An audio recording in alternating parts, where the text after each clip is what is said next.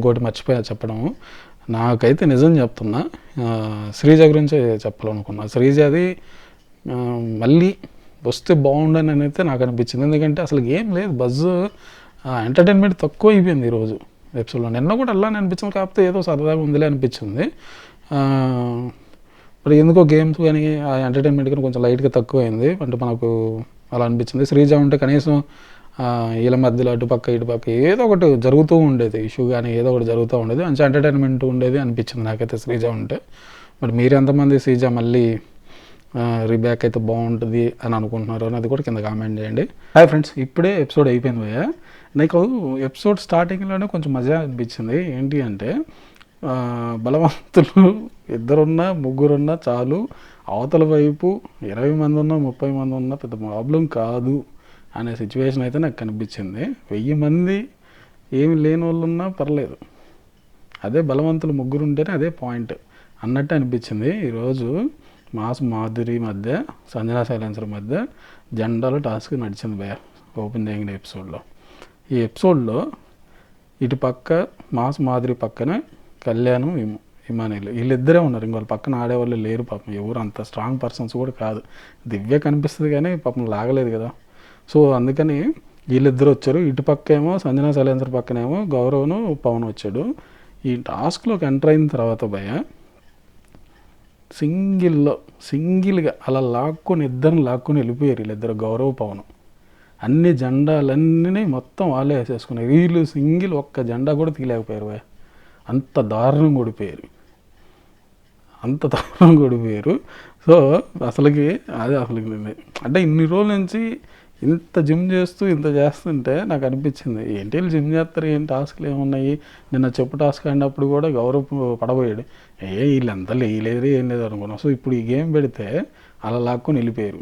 అంటే వీళ్ళ దగ్గర ఏంటి లాక్కొని వెళ్ళిపోతుంటారు. వీళ్ళకి బలం అంతా ఏదైనా యూజ్ చేసేదానికే ఉపయోగపడుతుంది. సో ఇది అయిపోయిన తర్వాత బిగ్ బాస్ ఓడిపోయిన వాళ్ళకి బిగ్ బాస్ అని పిలుస్తూ ఉండాలన్నమాట. గెలిచిన వాళ్ళు ఓడిపోయిన వాళ్ళలో కోడ్లాగా కూయాలన్నమాట.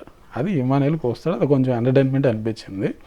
సో తర్వాత నెక్స్ట్ ఇది అయిపోయిన తర్వాత ఈ టాస్క్ అయిపోగానే సంజన రచ్చ చేస్తుంది. ఇంకా సంజన రచ్చ మొదలెట్టింది. కెప్టెన్ వాష్రూమ్లు క్లీన్ లేవు అని చెప్పి గొడవ. దాని గురించి పెంట చేస్తుంది నిజంగా. అసలుకి ఇంకా ఎందుకు ఆమెకి ఏదో ఒకటి గీరుకొని గొడవ పెట్టుకుంటానే అనిపిస్తుంది నాకైతే. దివ్య దగ్గరికి పోయి నువ్వేమన్నా ఎడికైనా పిక్నిక్ వచ్చావా, దేనికి వచ్చావు బిగ్ బాస్కి, ఇవన్నీ ఎలాంటి అలా మాట్లాడేస్తుంది.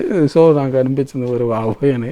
సో ఇంకా అలా కూర్చొని ఉంటారు. మళ్ళీ సుమన్ వస్తాడు, గౌరవ్ వస్తాడు, గౌరవ్ సీరియస్ అవుతాడు, సుమన్ సీరియస్ అవుతాడు, సుమన్ శెట్టి సంజన గారి మీద. అది కాదండి మేము చేపిస్తాం అంటున్నాం కదా, 10 నిమిషాలు టైం అడిగిందంటే లేదు నేను చేస్తాను అని చెప్పి ఇలా గొడవ అవుతుంది.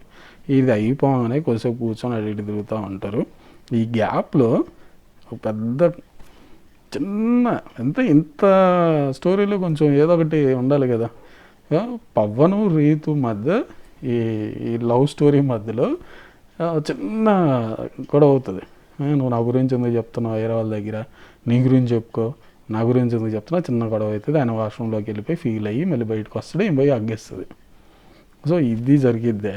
ఎంత ఎవరో ఒకరు ఏదో ఒక విధంగా బిగ్ బాస్ హౌస్లో ఎంటర్టైన్మెంట్ చేయడానికి ట్రై చేస్తూ ఉన్నారు. సో నెక్స్ట్ ఒక టాస్క్ పెడతాడయ్యా. ఆ టాస్క్ ఎందుకు పెట్టాడు అనేది కూడా నాకు అర్థం కాదు.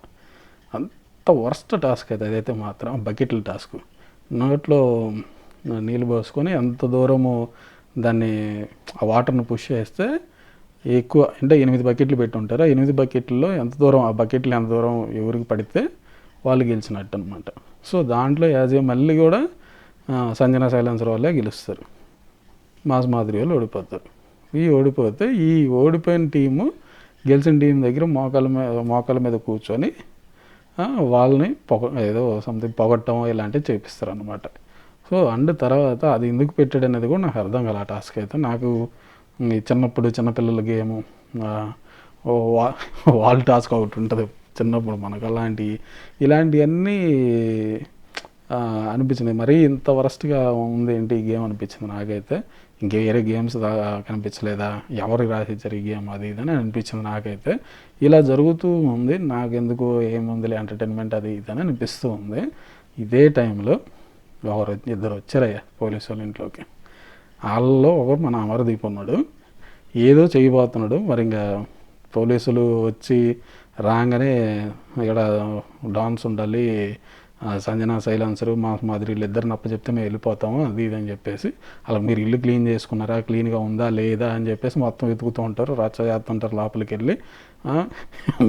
ఇల్లు సంజన జాముకోక పాపము తొంగి చూడటం, మాసు మాదిరి అలానే కూర్చొని చూడటం, వీళ్ళకి కాళ్ళు నొప్పులు మోకాళ్ళ నొప్పులు పాపము కూర్చోలేక ఒంగోలేక కనిపెట్టేస్తారు, దొరికేస్తారు, వాళ్ళే దొరికేస్తారు.